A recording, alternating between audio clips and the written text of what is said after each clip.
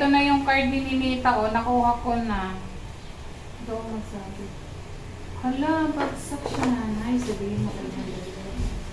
Kaya tingnan natin yung grade ni Ninita. Hala, bagsak siya, nanay. Hala, bagsak ka daw? Okay lang, mag-uulit ka. Ayan, mag-uulit daw siya. Gusto mo na?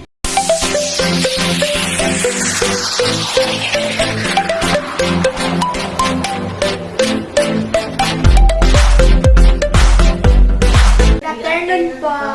Ayan, hello po, good afternoon. At kami po ay kararating lang din galing sa school. Nag-practice ako, nag-practice si Sinea, si Mylene at si Ninita, bakasyon na pero kasama pa rin namin. Pero kasama pa rin namin sila pagpasok kasi nga wala ditong maiiwan sa bahay at si Tatay wala. wala. Okay. Kamusta si Ninita nagbigay na ng card? Na?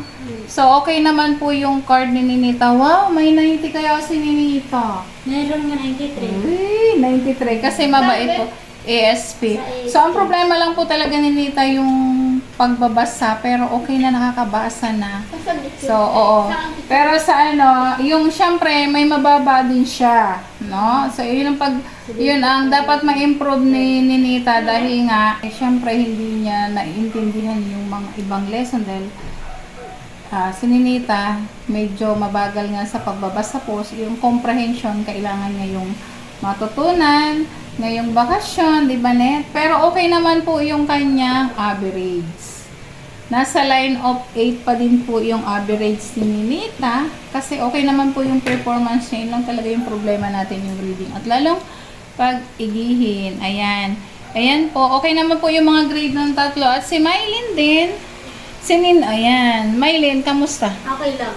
Okay lang po. Ayan. Si Mylene kasi, pag-igihin mo palalo, Mylene. Kasi yung performance siguro nangyari. Medyo nag-adjust po si Mylene gawa ng, ano tawag nito, Mylene? Nag-alas ka eh. Tapos parang nagkaroon ng, nagkaroon ng adjustment si Mylene. Kumbaga, hindi siya nakapag-focus noong mga first quarter. Ayan, medyo nagkaroon ng pagbaba ang grade po ni Mylene. So, sana next year mas maganda. Pero, ang maganda naman po ay magaganda rin ang grade ni Mylene. At sabi niya, kasali din siya sa recognition on Friday. At, dahil kasabay ng graduation ko, ayan, abangan po, may magsasabit ng medal. May medal daw. Baka may magsasabit. Bahala kayo. Si Nea ba o si So? Kayong dalawa. Ang atin po ng recognition naman ni Mylene ay yung dalawa. Kasi si tatay ay nasa Mindoro. At dahil kami nga lang po, ayan, ako naman, kasabay ko ang recognition ni Mylene. Tapos ako, graduation ko naman po kasi graduating din po yung hawak ko. At si Nea naman ay moving up lang naman niya bukas. Moving up niya na. Ayan, kasama naman. Ayan. At si Mylene, ayan, congratulations sa inyong tatlo. Congratulations, Nea. Congratulations, Mylene. Congratulations, Ninita. At si Ninita, ayan, hindi po sila uuwi. Po kami ngayon, magbubunuan kami ni Ninita sa reading. At saka sa, ayan, math. Very good. Numeracy, literacy. Yun ang bagong curriculum natin na dapat nating i-focus, no? Lalo na kay Ninita po. Ayan. Huwag niyo pong uhusgahan si Ninita. Sabi ko naman po sa inyo, unti-unti. O yan, di ba? Yun yung malaking pagbabago na nangyari sa buhay ni Ninita after 2 years. No, ayan. No, magto 2 years na po sila sa dito. At si Mylene, siguro nagkaroon din ng adjustment. Okay lang yun, Mylene. So, okay lang, least, basta may medal lang. may medal. May medal daw siya. Feeling niya may medal siya eh. Naniguro eh. Naniguro ka talaga ha. Sana hindi. Pag recognition naman, nagbibigay naman ang teacher. Alam ko mayroong surprise. Basta mayroon daw award si Mylene sa Friday, hindi lang ako makaka-attend. Kaya pasensya ka na, hindi ako makaka-attend dahil andyan naman ang dalawang Maria, si Nea at si Ninita. So idadrop ko lang kayo doon sa school. Sabay-sabay pa rin tayo. Ako naman pupunta sa graduation ng aking mga bata kasi grade 6 yung hawak ko. Kailangan ako din nila doon. So, kayo naman, malalaki na. O, kaya nyo na yan. Basta idadrop ko lang kayo doon. At, ito po yung trabaho namin pagdating, pag nakapahinga na, kasi ako ay, ayan, nagpahinga na rin kami after ng pang merienda, kasi mamaya, antokin na naman po si Ninita, syempre, gabi na. Kaya habang nasa mood pa, natulog ka naman, di ba? Natulog to kanina dun sa office, sa school. Habang iniintay kasi may meeting kami kanina. Yan, nagmerienda. Ganito kasi ginagawa namin para hindi niya makalimutan yung pagbabasa. Lalo sa English. Yan. At ngayong bakasyon talaga, magtututukan kami ng basa.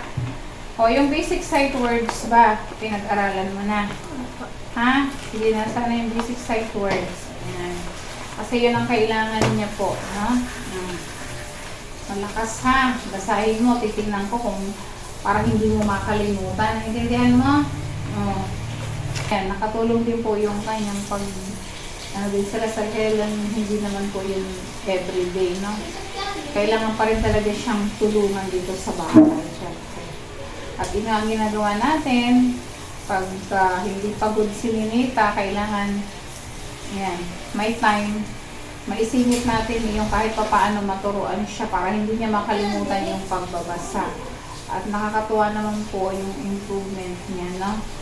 So, ito, yung graduation nyo, July na daw. Kasi, busy po talaga lahat ng school, no? Lalo yung mga teachers. Ayan, tingnan natin yung basic sight words mo. Ano to? Very good. My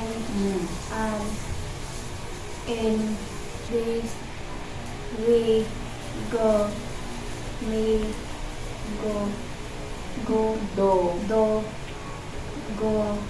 for up As. up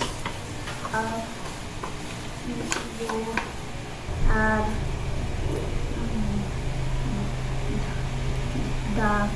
huwag ka matakot.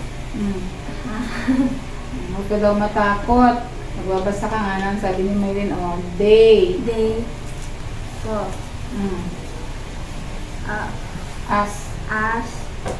of do in on by you of If. Ano lang tayo? Mga ano lang ito, araw-araw lang magbasa. Ayan, titingnan lang po natin yung English niya kasi baka nakakalimutan. Ngayong bakasyon, magbabasa na siya ng story. Magbabasa ka na ng story, ha? Para titingnan natin yung comprehension mo.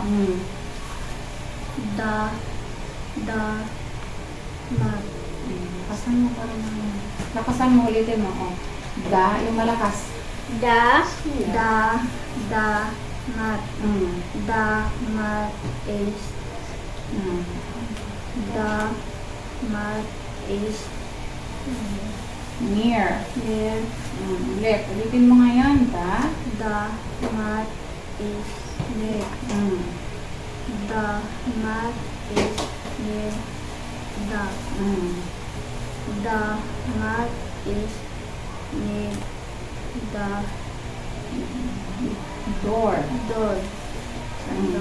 I live in the city.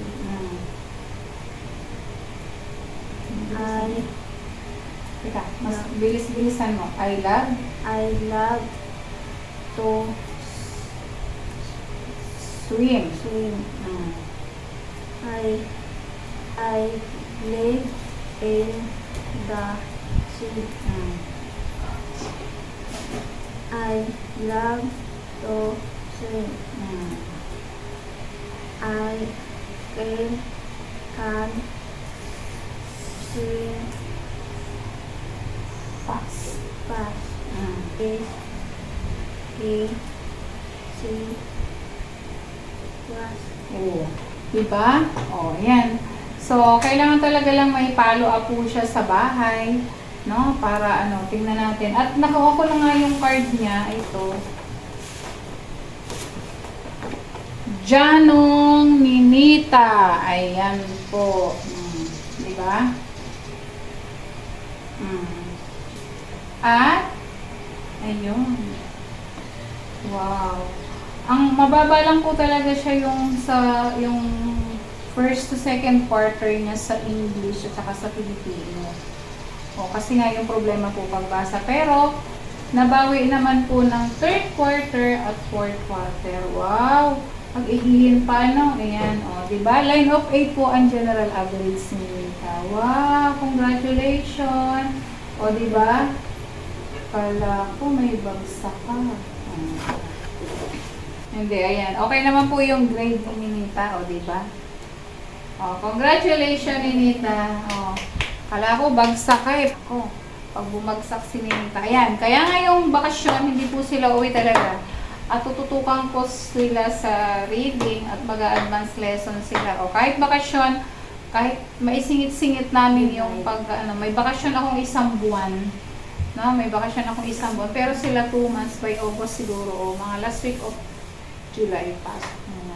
Thank you po for watching. Ayan, shout out po kay Nanay Amy, kay Tita, kay Tita Carmen, kay Tita Bioli po dyan sa Italy. Shout out po sa Shout out inyo. mama sa Davao. Oh, yan. Papa ko, mapinsan. Congrats sa lahat. Congratulations daw sa nag-graduate. Congratulations sa inyong tatlo.